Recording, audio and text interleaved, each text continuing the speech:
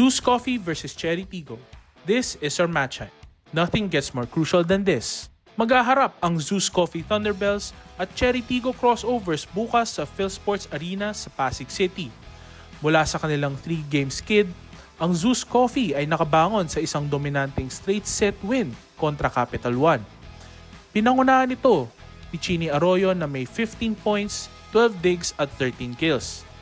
Bukod sa kanya, si Chai Troncoso ay meron ding 12 points at 5 digs, habang si Mitch Gamit ay nagdagdag ng 12 points. Samantala, ang Cherry Tigo crossovers ay nakabalik sa win column matapos talunin ang Farm Fresh Foxies. Nagpakita ng all-around excellence si Ara Galang na may 20 points, 15 kills at 4 na blocks, habang si Ces Robles naman ang bumida sa opensiba sa kanilang panalo.